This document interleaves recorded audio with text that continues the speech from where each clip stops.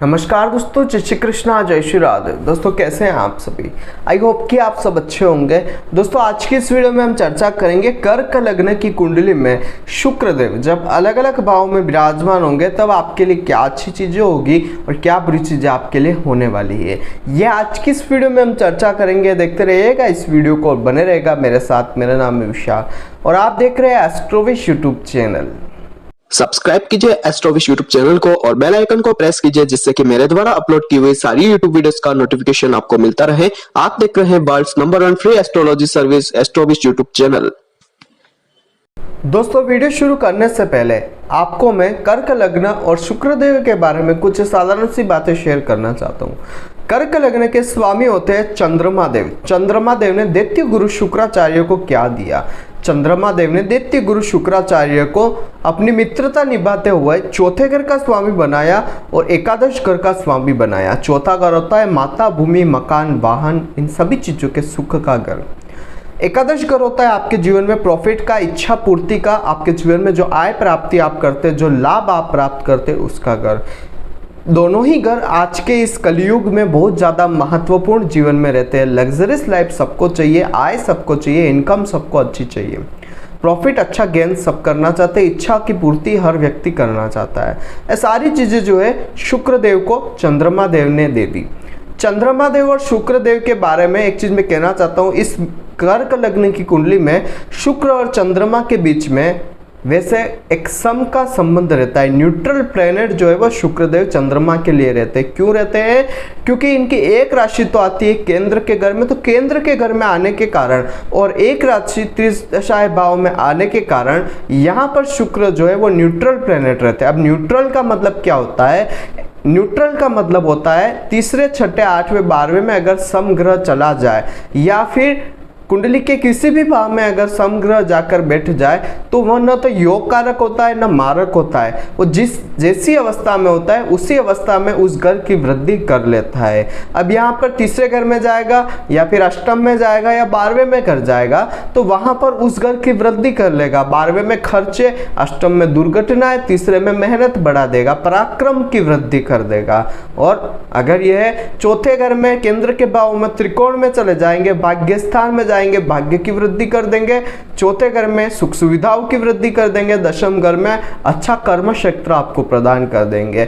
लेकिन यहाँ पर तीसरे, छठे, आठवें, 12वें में और नीच राशि के घर में अगर इनकी डिग्री वाइज कैपेबिलिटी कमजोर रहती है तो आपको अच्छे फलों की प्राप्ति ज्यादा देखने को मिलेगी। और अगर इनकी डिग्री वाइज कैपेबिलिटी केंद्र और त्रिकोण के भाव में अच्छी रहती है, अच्छे बली अवस्था में रहते हैं तो आपको इनके प्रभाव जो है वो शानदार अच्छे देखने को प्राप्त हो सकते हैं।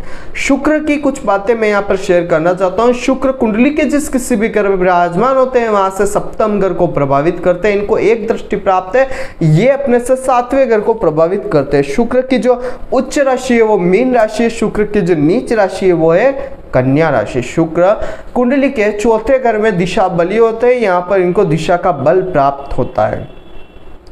यहाँ पर एक चीज कहना चाहूंगा, कर्क लग्न की कुंडली में शुक्र जब चौथे घर में विराजमान होंगे, यहाँ पर इनकी तुला राशि आएगी तो यहाँ पर शुक्र जो है केंद्र का स्वामी ग्रह होने के कारण केंद्र में ही अपनी राशि में अगर विराजमान होते तो पंच महापुरुष योग का निर्माण करेंगे।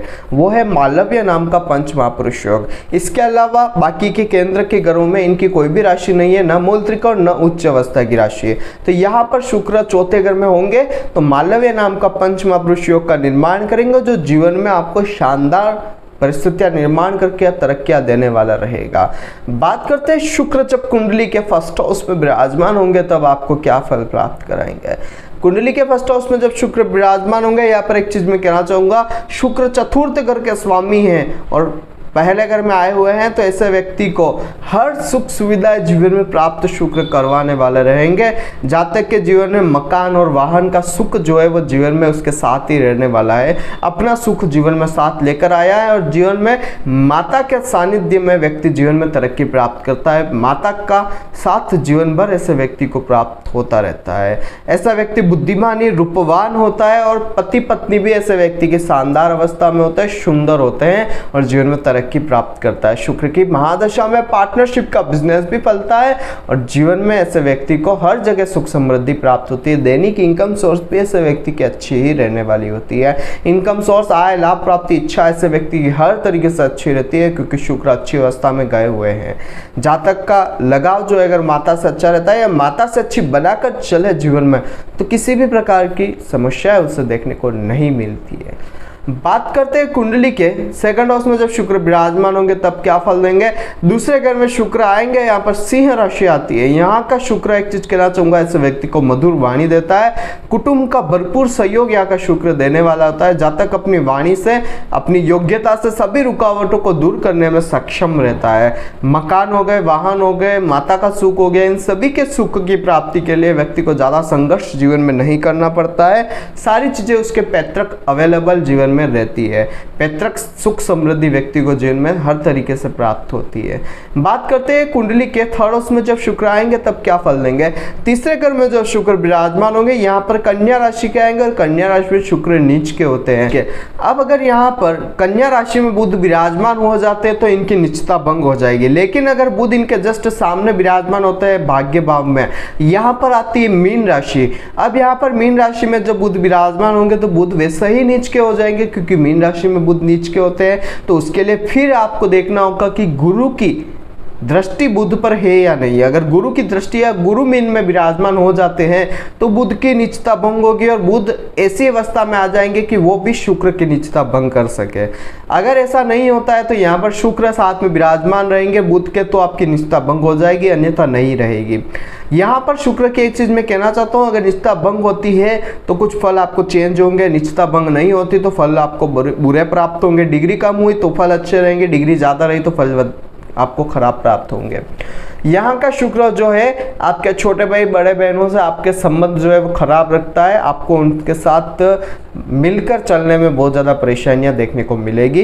पिता से मनमुटाव की स्थितियां रहती है। धर्म को ऐसा व्यक्ति मानने वाला नहीं होता है। धार्मिक रुचियां कम रहती है। फोकट का ये समझ लीजिए खर्च भी व्यक्ति ज्यादा करता है। ऐशो आराम की जिंदगी ज्यादा जीता है। गंदा शुक्र हो जाता है, यहाँ पर आपको गंदी जगह भी लेकर जा सकता है। विदेश यात्रा से ऐसे व्यक्ति को लाभ मिलता नहीं है, विदेश कर जाता है लेकिन वहां पर अनसक्सेसफुली ऐसे व्यक्ति को रहना पड़ता है। सुख सुविधाओं का उसे लाभ लेने में भी जीवन में बहुत ज़्यादा तरक्कियाँ नहीं मिलती है, बहुत ज़्यादा मेहनत करनी पड़ती है। जितना पैसा कमाता है उतना खर्चे में ही चला जाता है, सेविंग्स कोई ज़्यादा रहती नहीं है और बहुत परिश्रम के बाद भी ऐसे व्यक्ति को जो प्रॉफिट मिलना चाहिए वो नहीं मिल पाता है। यानी कि व्यक्ति जो है बारिश की बूंदों की एक बात कहना चाहता हूँ कैसी होती है उसकी स्थिति शुक्र की, जिसके थर्ड हाउस में रहता है शुक्र नीच अवस्था में। तो यहाँ पर बारिश हो रही होती है, व्यक्ति हाथ फैलाता है, उसे लगता है कि बहुत सारा पानी उसने जमा कर दिया, बंद करता है और देखता है तो हथेलियां खाली ही रह जाती है। ये स्थिति यहाँ का शुक्र देने वाला होता है। यानी कि सब कुछ होते हुए भी व्यक्ति उन चीजों का आनंद जीवन में नहीं ले पाता है। ये चीज ध्यान रखिएगा। माता से भी दूरी देगा क्योंकि चौथे घर का स्वामी तीसरे में है। आय प्राप्ति में परेशानियां देगा, बड़े लोगों से मेहनत दे देगा, खपने का काम आपको जीवन में देने वाला है, पराक्रम बहुत ज्यादा करवाने वाला है। ये चीज ध्यान रखिएगा। निचता भंग होती है। अगर यहाँ पर शुक्र जो है डिग्री वाइज कमजोर हो जाता तो फलों में आपको कुछ अच्छी बुरी चीजें ज्यादा या बड़ी हुई कम देखने को पड़ सकती है। बात करते हैं शुक्र कुंडली के चौथे घर में विराजमान होंगे तब आपको क्या फल देंगे। चौथे घर में शुक्र आएंगे, यहाँ पर कहना चाहता हूँ शुक्र अपनी ही राशि तुला राशि में यहाँ पर आने वाले हैं और यहाँ का शुक्र जो है आपको एक चीज कहना चाहूंगा, पंच महापुरुष योग का निर्माण करेगा। वो होगा माल्यव्य नाम का पंच महापुरुष योग। पंच महापुरुष योग कैसे बनता है? जब केंद्र का स्वामी ग्रह केंद्र में ही अपनी उच्च अवस्था में आ जाता है या अपनी स्वराशि मूल त्रिकोण राशि में आकर विराजमान हो जाता है तो पंच महापुरुष योग का निर्माण करता है। एक चीज और, यहाँ पर सूर्य, चंद्रमा, राहु और केतु ये जो चार ग्रह हैं ये किसी भी प्रकार का पंच महापुरुष योग नहीं बनाते। बाकी के बचे 5 ग्रह वो पंच महापुरुष योगों का निर्माण करते हैं। शुक्र अगर डिग्री वाइज कैपेबिलिटी पर कमजोर होते हैं तो फल आपको खराब प्राप्त होंगे। डिग्री बढ़ी हुई रहे तो यहाँ का पंच महापुरुष योग आपको हर सुख सुविधाएं देने वाला है। माता हो गई, भूमि हो गया, मकान हो गया, वाहन हो गया, हर चीज का सुख देगा। और शुक्र दिशा बली भी होते हैं यहाँ पर, तो यहाँ पर हर प्रकार की सुख सुविधा देगा, हर सुख सुविधा से परिपूर्ण आपको करेगा। प्रोफेशनल लाइफ आपकी बहुत अच्छी रहेगी। जातक को माता से विशेष लगाव रहेगा। ऐसे ही जातक को सुख साधनों में भी कभी कमी प्राप्त नहीं होगी। हर प्रकार के सुख सुविधाएं व्यक्ति जीवन में प्राप्त करने वाला होता है। यहाँ का शुक्र हर प्रकार से सुख सुविधाएं देने वाला रहेगा। बात करते हैं कुंडली के 5th हाउस में शुक्र विराजमान होंगे तब क्या फल देंगे। ऐसे जातक को कहना चाहूंगा, यहाँ का शुक्र आपके दिमाग को बहुत अच्छा बना देगा। निर्णय क्षमता जातक की बेहतर होती है। पेट में कुछ परेशानियां दे सकता है, लेकिन अपनी महादशा में शुक्र दूर कर देगा। इसे बड़े भाई बहनों से ऐसे व्यक्ति का विशेष लगाव रहता है। अचानक लाभ की स्थिति बनती है और कभी कभी जातक के एक से ज्यादा रिलेशनशिप भी शुक्र दे सकते हैं, क्योंकि शुक्र जो है वो बहुत ज्यादा अट्रैक्टिव पर्सनालिटी व्यक्ति को बना देते हैं। विपरीत लिंग के प्रति व्यक्ति बहुत ज्यादा आकर्षक जीवन में प्राप्त करता है। संतान प्राप्ति होगी, पुत्री संतान का योग बना देते हैं, क्योंकि शुक्र पुत्री संतान यानी कि फीमेल प्लेनेट होते हैं, तो पुत्री संतान का योग यहाँ पर शुक्र बना देगा। अपनी दशा अंतर्दशा में शुक्र अच्छी चीजें ही आपको प्रदान करने के लायक रहते हैं। पंचम घर का शुक्र आपको हायर एजुकेशन भी दे सकता है। आपको जीवन में दिमागी हालत या आपका विद्या का सुख आपको शुक्र यहाँ पर अच्छा देने का काम कर सकता है। और यहाँ का शुक्र बहुत अच्छी अवस्था में होता है, जीवन में तरक्की आपको प्राप्त करवाएगा। बात करते हैं कुंडली के 6ठे घर में जब शुक्र आएंगे तब क्या फल देंगे। 6ठे घर में जब शुक्र विराजमान होंगे, यहाँ पर एक चीज मैं कहना चाहूंगा, धनु राशि के शुक्र यहाँ पर आ जाते हैं और यहाँ का शुक्र जो है आपको कंपटीशन एग्जाम्स में कुछ हद तक अच्छी चीज़ें दे सकता है। परंतु अगर डिग्री बेस्ड कैपेबिलिटी इनकी बढ़ी हुई रही तो कोर्ट केस हॉस्पिटल के खर्चे बने हुए रहेंगे। माता के स्वास्थ्य का परेशानी का कारण आप ही बनेंगे। माता के स्वास्थ्य में आपके जन्म के बाद परेशानियां रोग ऐसे लगे हुए रहेंगे। शुक्र की डिग्री बेस्ड कैपेबिलिटी कमजोर हो जाती तो माता को कुछ समय कष्ट रहेगा। अगर डिग्री बढ़ी हुई रही तो जीवन भर कष्ट रहने के योग भी बनते हैं। शुक्र की महादशा में कोई ना कोई व्यक्ति को खर्चा लगा हुआ रहता है। विदेश सेटलमेंट का योग यहाँ पर शुक्र बना ही देते हैं। बड़े भाई बहनों से कोई ना कोई परेशानियां, बड़े भाई बहनों से दूरी का योग भी शुक्र यहाँ पर बैठकर बना देते हैं। हो सकता है आपको बैंकिंग सेक्टर से यहाँ पर जॉब शुक्र दे दे, या हो सकता है आपका इनकम सोर्स जो है वो नौकरी की तरह शुक्र देने का काम करे। आप नौकरी कर अपना जीवन यापन कर सकते हैं, क्योंकि आय भाव का स्वामी नौकरी कर से या सर्विस सेक्टर से संबंध बना रहा है। इसलिए शुक्र यहाँ पर अच्छी स्थिति में हो जाते हैं तो आपको जॉब अच्छी प्रेफर करवा देंगे। और शुक्र अगर यहाँ पर डिग्री बेस्ड कैपेबिलिटी में कमजोर होते हैं तो सर्विस सेक्टर से आपको लाभ अच्छा प्राप्त करवा देते हैं। बात करते हैं कुंडली के 7म घर में जब शुक्र आएंगे तब आपको क्या फल देंगे। 7म घर में शुक्र आए हुए हैं। यहाँ का जो शुक्र है आपको पति और पत्नी दोनों की ही अवस्थाएं शानदार देता है। बुद्धिमानी और सुंदर अवस्थाएं मिलती है। सुख समृद्धि में बढ़ोतरी करने वाला होता है। दाम्पत्य जीवन ऐसे व्यक्ति का सुखी रहता है। और शुक्र की महादशा में ऐसे व्यक्ति को साझेदारी के, पार्टनरशिप के बिजनेस से भी लाभ मिलता है। दैनिक इनकम सोर्स ऐसे व्यक्ति का अच्छा होता है। व्यापार करे तो बहुत अच्छी तरक्कियां व्यक्ति करने वाला होता है। शुक्र की चीजों का अगर व्यापार कर ले तरक्कियां ही तरक्कियां जीवन में ऐसे व्यक्ति को प्राप्त होती है। बात करते हैं कुंडली के 8म घर में जब शुक्र आएंगे तब क्या फल देंगे। 8म घर में शुक्र आएंगे कुंभ राशि के, और यहाँ पर जब शुक्र विराजमान होंगे तो एक चीज कहना चाहूंगा, हर काम में रुकावटें देते हैं। यहाँ पर हर काम में देरी भी देने का काम शुक्र करेंगे। धन की कमी रहती है, बीमारियां लगी हुई रहती है, और जन्म के बाद माता का साथ ऐसे व्यक्ति को पूरी तरीके से मिलता नहीं है। बड़े भाई बहनों से ऐसे व्यक्ति के संबंध खराब रहते हैं। बुद्धि जो है व्यक्ति की पूरी तरीके से साथ नहीं देती है। धन की हानि तो होती है और साथ ही कुटुंब का भी सुख ऐसे व्यक्ति को कम ही प्राप्त हो सकता है। खुद का परिवार भी ऐसे व्यक्ति का साथ नहीं देता है। परिवार से दूरी ऐसे व्यक्ति की बनी रहती है। कुछ हद तक जेल यात्रा भी शुक्र यहाँ का करवा सकता है, ध्यान रखिएगा। बात करते हैं कुंडली के 9वें भाव में शुक्र आएंगे तब क्या फल देंगे। 9वें भाव में शुक्र अपनी उच्च राशि मीन राशि में विराजमान होंगे और यहाँ का शुक्र आपको पितृभक्त बनाएगा, आस्तिक बनाएगा, विदेश यात्राएं करने वाला बनाएगा। केंद्र त्रिकोण राज्यों का फल भी आपको शुक्र अच्छा ही देने वाला है।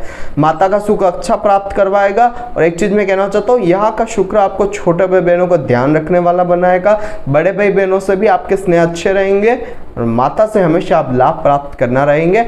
माता के साथ अगर आप संबंध अच्छे रखते तो भाग्योन्नति आपके जीवन में अच्छी रहेगी। यहाँ का शुक्र आपको विदेश से भी अच्छे संबंध देगा, हर सुख समृद्धि देने वाला रहने वाला है। बात करते हैं कुंडली के 10वें घर में जब शुक्र आएंगे तब आपको क्या फल प्राप्त करवाने वाले हैं। 10वें घर में जब शुक्र विराजमान होंगे तो यहाँ पर ऐसे व्यक्ति को हर सुख सुविधाओं से परिपूर्ण शुक्र बनाते हैं। माता का सुख प्राप्त करता है व्यक्ति, नौकरी अच्छी होती है, बिजनेस में भी व्यक्ति के तरक्की होने के योग बनाता है शुक्र। हर सुख सुविधा देता है, माता भूमि मकान वाहन हर चीज का सुख देता है। इनकम सोर्स भी ऐसे व्यक्ति का अच्छा होता है। प्रोफेशनल लाइफ जो होती है वो बहुत अच्छी होती है। सुजवान पर्सनालिटी की प्रोफेशनल लाइफ होती है और ऐसा व्यक्ति अपने जीवन में तरक्की बहुत अच्छी करता है। बात करते हैं 11th हाउस में शुक्र आएंगे तो क्या फल देंगे। 11वें घर में जब शुक्र विराजमान होते हैं ऐसे व्यक्ति को बड़े भाई बहनों से अच्छे संबंध देने का काम करता है। आय स्रोत अच्छा होता है, इच्छा पूर्ति जीवन में व्यक्ति की होती रहती है। किसी भी कारण से व्यक्ति को जीवन में पैसों की कमी नहीं रहती है। जीवन में जब उसे इस चीज की जरूरत होती है वो चीजें प्राप्त हो जाती है जीवन में। और एक चीज ध्यान रखिएगा, 11th का स्वामी 11th में है तो इच्छा पूर्ति, आपकी जो भी इच्छा है वो पूरी यहाँ पर शुक्र करवा कर ही जाएंगे। जीवन में आपको कभी भी अधूरी इच्छा से नहीं रहना पड़ेगा, हर प्रकार की इच्छा आपकी शुक्र पूरा करेंगे। शुक्र की महादशा में पुत्री प्राप्ति का योग बन जाएगा क्योंकि शुक्र 5th हाउस पर 7th दृष्टि दे रहे हैं और पुत्री संतान का योग बनाएंगे क्योंकि फीमेल प्लेनेट है। स्वास्थ्य व्यक्ति का अच्छा रहता है, सभी सुख सुविधा यहाँ शुक्र भोगवाते हैं। और जीवन में एक चीज ध्यान रखिएगा, अपनी माता से लगाव अच्छा रखिए, माता का सम्मान करिए। जीवन में आपको किसी भी चीज के लिए हारना नहीं पड़ेगा, जीवन में आपको हर समय सुख सुविधाएं देंगे और माता के साथ आप रहे, माता का आशीर्वाद अगर आपको मिलता है तो किसी भी व्यक्ति के सामने आपको हाथ नहीं फैलाना पड़ेगा। शुक्र सारी चीजें आपको ऑलरेडी प्रदान करवा देंगे। बात करते हैं 12वें घर में शुक्र आपको क्या फल देंगे। 12वें घर का शुक्र है और यहाँ पर एक चीज मैं कहना चाहता हूँ, यहाँ पर मिथुन राशि आती है, बुध की स्थिति देख लीजिएगा। अगर बहुत अच्छी स्थिति में होते तो शुक्र अच्छे परिणाम देंगे। डिग्री वाइज कैपेबिलिटी कमजोर होनी चाहिए तो शुक्र आपको और भी अच्छे परिणाम दे सकते हैं। वैसे यहाँ पर जो शुक्र है आपको बेडरूम का सुख अच्छा देने वाला होता है, बेडरूम का सुख व्यक्ति के पास अच्छा होता है। कुछ हद तक खर्चीला बनाएगा क्योंकि शुक्र अपनी कालपुरुष की कुंडली में यहाँ पर शुक्र की उच्च अवस्था आती है मीन राशि, तो यहाँ पर दिग्बली अवस्था में होते हैं तो अच्छे परिणाम दे सकते हैं, लेकिन आपको खर्च यहाँ पर शुक्र देंगे। एक चीज कहना चाहता हूँ, आपके पैतृक घर का स्वामी विदेश से संबंध बना रहा है तो आपको जो है विदेश यात्रा, विदेश स्टेटमेंट या विदेश में सेटलमेंट का योग यहाँ पर शुक्र दे देते हैं। ऐसे व्यक्ति को सभी सुख सुविधाएं विदेश में ही प्राप्त होती है, विदेश में ही हो सकता है ऐसे व्यक्ति सेटल हो जाए। यहाँ स्थित शुक्र अपनी महादशा अंतरदशा में अधिकतर शुभ परिणाम ही आपको देने वाला होता है और जीवन में आपको तरक्कियां प्राप्त करने वाला होता है। ये कुछ बातें मैंने कर्क लग्न वालों आपको बताई कि शुक्र जब आपके कुंडली में अलग अलग भाव में विराजमान होंगे तो आपको क्या फल देंगे। एक चीज मैं यहाँ पर कहना चाहता हूँ, शुक्र तीसरे, छठे, 8वें, 12वें और नीच राशि के घर में हो तो आप इनका स्टोन न धारण करें। यहाँ पर आप इनके व्रत करें, इनके दान पुण्य करें, इनकी चीजों का डोनेशन करें, आपको अच्छे परिणाम मिलेंगे। इसके अलावा केंद्र और त्रिकोण के भाव में शुक्र का स्टोन ओपल, हीरा या जरकन आप धारण कर सकते हैं और जीवन में शुक्र की अच्छी चीजों की प्राप्ति, आप लग्जरियस लाइफ वगैरह प्राप्त कर सकते हैं। शुक्र ऑलरेडी आपकी अवस्था में अच्छा है तो आप परफ्यूम्स का यूज करके उनके जीवन को, आपके जीवन को बहुत शानदार बना सकते हैं। तो आज की वीडियो में इतना ही। अगर आप अपनी कुंडली का विश्लेषण मुझसे करवाना चाहते हैं तो नीचे स्क्रीन पर मेरा कॉन्टैक्ट नंबर आ रहा है, आप उस पर कॉन्टैक्ट कर ही जानकारी मुझसे प्राप्त कर सकते हैं और अपनी कुंडली का विश्लेषण करवा कर जान सकते हैं कि आपकी कुंडली आपके लिए क्या कहती है। तो आज की वीडियो में इतना ही, कल फिर मिलेंगे एक नई वीडियो के साथ, एक नए टॉपिक के साथ। तब तक के लिए जय श्री कृष्ण, जय श्रीनाथ जी बाबा की।